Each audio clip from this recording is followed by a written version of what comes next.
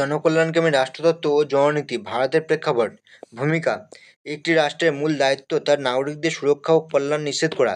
জনকল্যাণকামী রাষ্ট্র ভারত বা welfare state হলো এমন এক ব্যবস্থা যেখানে রাষ্ট্র নাগরিকদের সামাজিক ও অর্থনৈতিক মঙ্গল সাধনে সক্রিয় ভূমিকা পালন করে।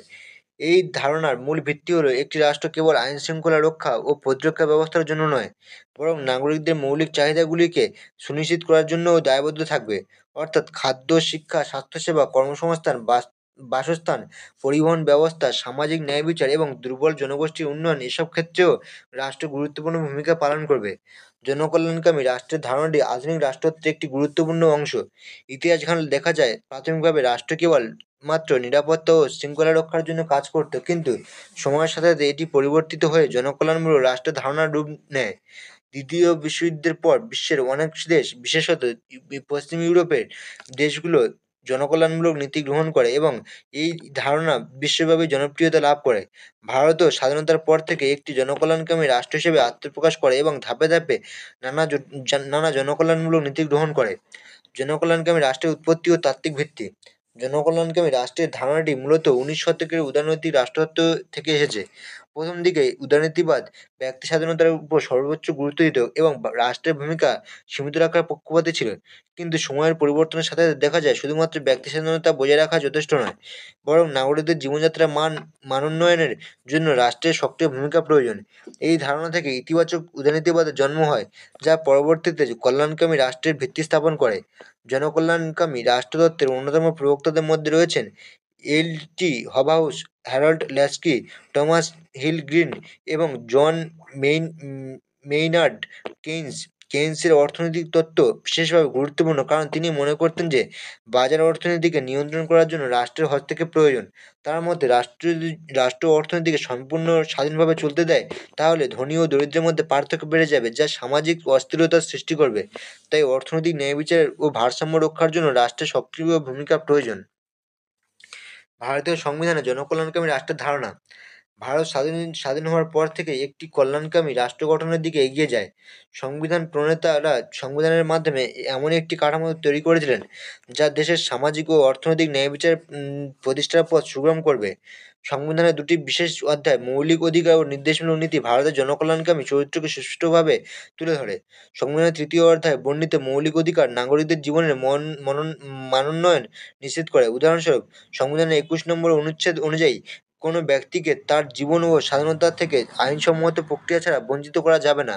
এছাড়া 17 নম্বর অনুচ্ছেদে অস্পৃশ্যতা নিষিদ্ধ করা হয়েছে, যা সামাজিক ন্যায়বিচার প্রতিষ্ঠার গুরুত্বপূর্ণ ভূমিকা পালন করে। অন্যদিকে সংবিধানের চতুর্থ অধ্যায়ে বর্ণিত নির্দেশমূলক নীতিগুলোর লক্ষ্য হলো একটি কল্যাণকামী রাষ্ট্র গঠন করা। উদাহরণস্বরূপ 38 নম্বর অনুচ্ছেদে বলা হয়েছে যে রাষ্ট্রকে এমন একটি সমাজ ব্যবস্থা গড়ে তুলতে হবে যেখানে সামাজিক, অর্থনৈতিক ও রাজনৈতিক ন্যায়বিচার বজায় থাকবে। 41 নম্বর অনুচ্ছেদে বলা হয়েছে রাষ্ট্র নাগরিকদের জন্য কর্মসংস্থান, শিক্ষা এবং জনকল্যাণমূলক সুযোগ সুবিধা নিশ্চিত করবে।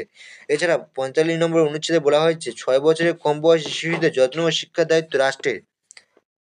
ভারতের জনকল্যাণমূলক নীতি ও পঞ্চবার্ষিকী পরিকল্পনা। ভারতের জনকল্যাণকামী রাষ্ট্র প্রতিষ্ঠার লক্ষ্যে বিভিন্ন সময় নানাবিধ নীতি ও পরিকল্পনা গ্রহণ করা হয়েছে।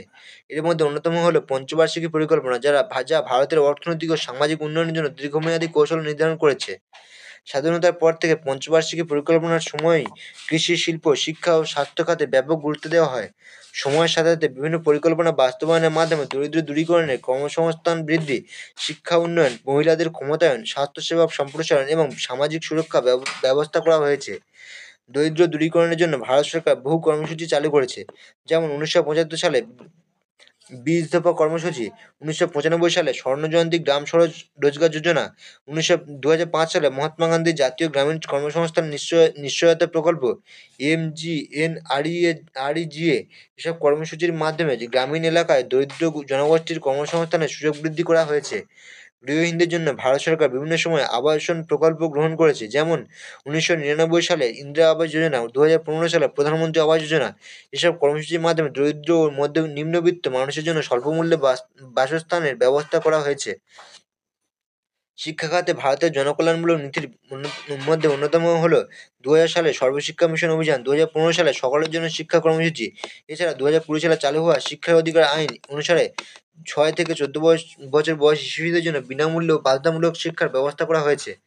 স্বাস্থ্যসেবা নিশ্চিত করার জন্য ভারত সরকার বিভিন্ন সময়ে বহু কর্মসূচি চালু করেছে।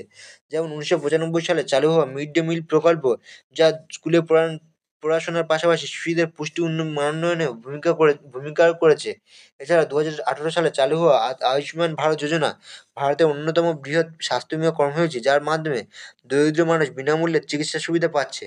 উপসংহার: একটি কল্যাণকামী রাষ্ট্র গঠনের জন্য শুধুমাত্র আইনের অস্তিত্বই যথেষ্ট নয়, বরং কার্যকর নীতি ও কর্মসূচির মাধ্যমে সেগুলিকে বাস্তবে রূপ দেওয়া প্রয়োজন।